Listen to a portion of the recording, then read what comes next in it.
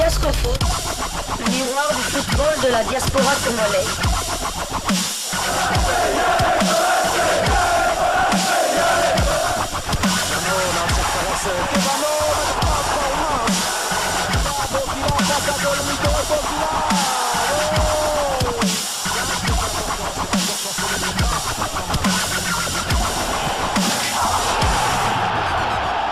Diascofoot, le miroir du football de la diaspora congolaise.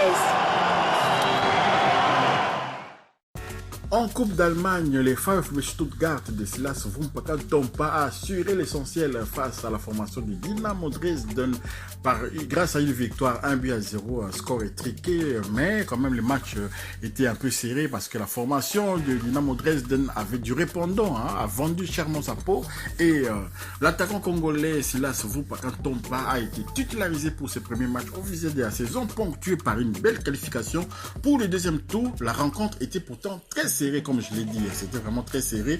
En attendant de connaître leur adversaire pour le deuxième tour, ils vont faire place à l'entame du championnat de la Bundesliga avec la réception de Leipzig le dimanche 7 août prochain. Ils tâcheront de bien commencer la saison, c'est toujours bien de bien commencer la saison, et donc face à une formation quand même de Leipzig, vous savez, la saison dernière, l'une des meilleures équipes allemandes de la saison dernière sur la scène européenne. Donc voilà, Silas Vumpa Tompa, félicitations à lui, bonne continuation, et nous avons vraiment foi qu'il va retrouver toute sa forme, depuis que nous sommes aussi au courant du report de la 3e et 4e journée des éliminatoires de la CAN 2023 qui aura lieu finalement en 2024 en Côte d'Ivoire. Donc Silas Vumpa Tompa aura tout le temps de pouvoir retrouver sa forme au plus grand bonheur des léopards de la RDC.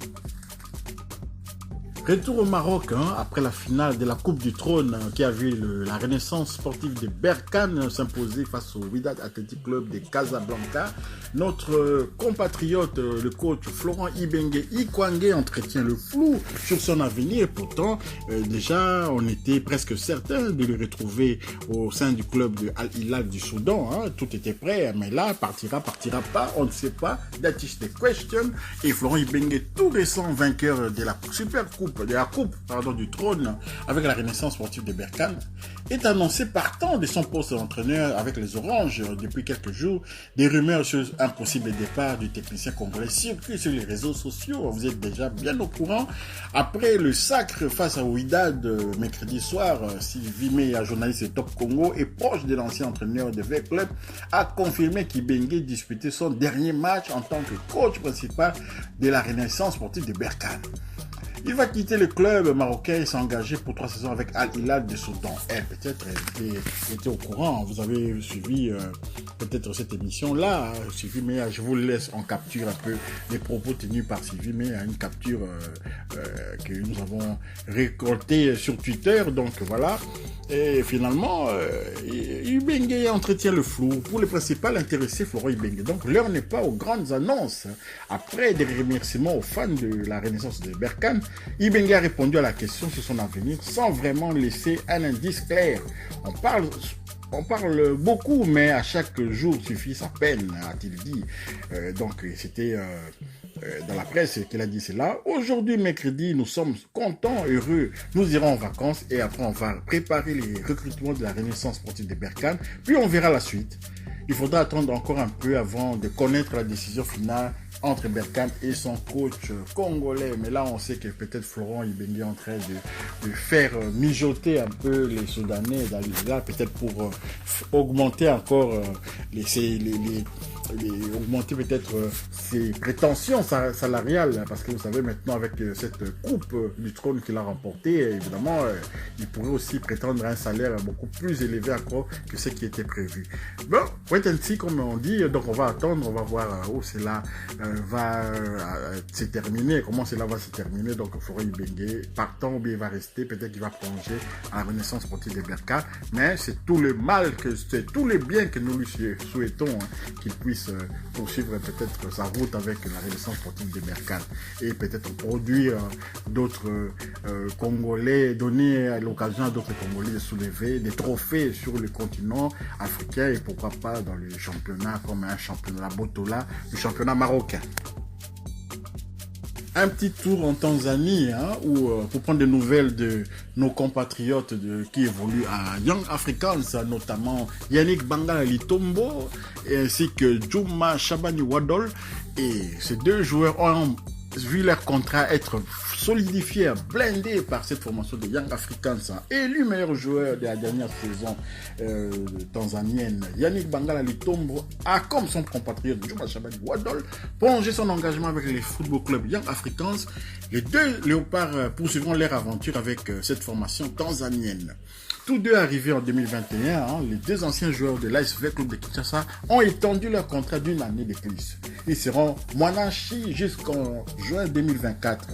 Un super coup réalisé par Young Africans en conservant deux de leurs meilleurs acteurs de son dernier sacre national. Donc voilà Juma Shabani Wadol et Yannick Bangala Litombo ainsi que d'autres encore, Héritier Makambo et pourquoi pas Jésus Moloko du Capel et puis Joyce Lomalissa. Donc vous voyez, il y a beaucoup de Congolais dans cette formation et tous des Congolais de Young Africa disputeront la prochaine édition de la Ligue des champions de la CAF. Félicitations à eux, donc bravo.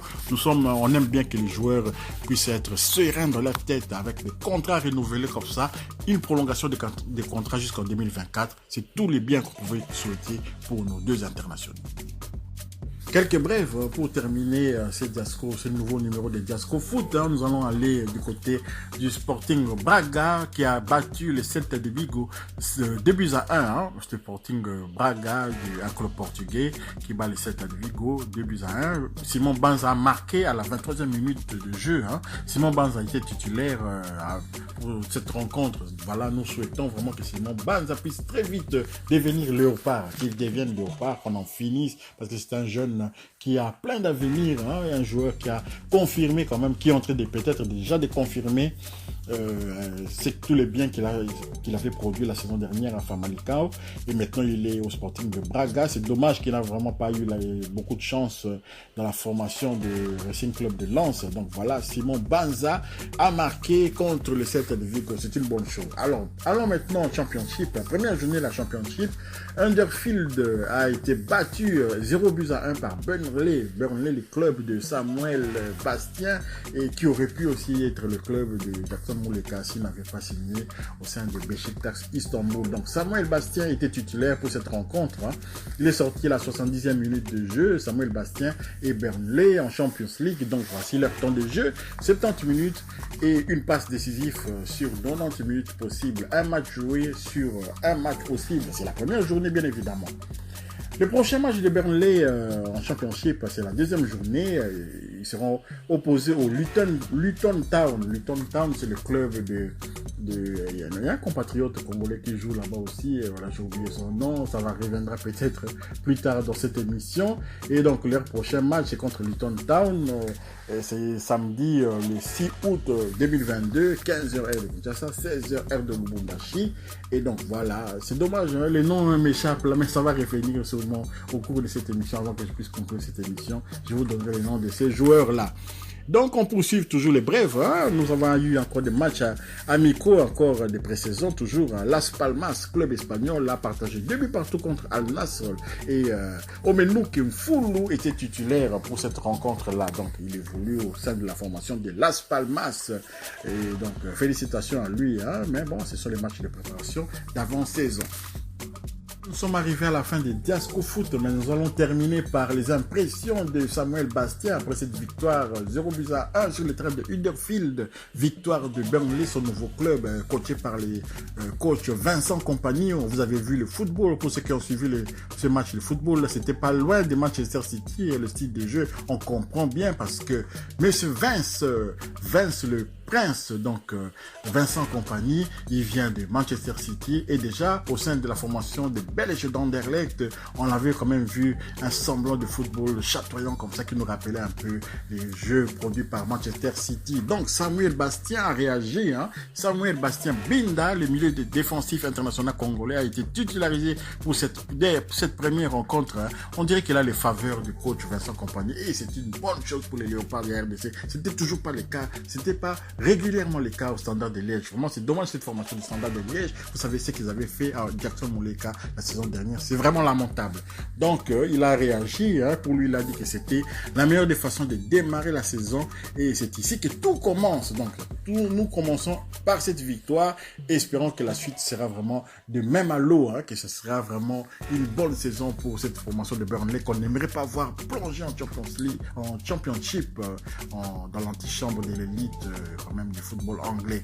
Voilà, félicitations à Samuel Bastien, vraiment pour cette première victoire. Et puis c'est une belle entame, clairement, surtout pour la confiance. Ils croiseront la formation de Luton Town de Perry Rudok Mpanzu. Voilà le nom qui manquait. Perry Rudok Mpanzu, il évolue au sein de la formation de Luton Town FC. Donc voilà, la deuxième journée, ça va être un derby entre deux Congolais. Parce que moi, on va parler des derbys maintenant. Chaque fois que les Congolais se rencontrent comme ça, sur la scène du championnat ou bien sur la scène européenne, on va parler des derbys. On sera neutre et que le meilleur gagne. Mais on espère quand même que Burnley va pouvoir poursuivre son chemin comme ils ont bien commencé à l'extérieur. Et par une victoire à domicile serait une très bonne chose. Merci d'avoir suivi Diasco Foot. Si vous avez aimé, partagez, likez également. Et ceux qui ne sont pas abonnés, abonnez-vous, activez également la petite cloche des notifications afin de ne pas manquer la prochaine vidéo que Diasco Foot mettra en ligne. Au revoir.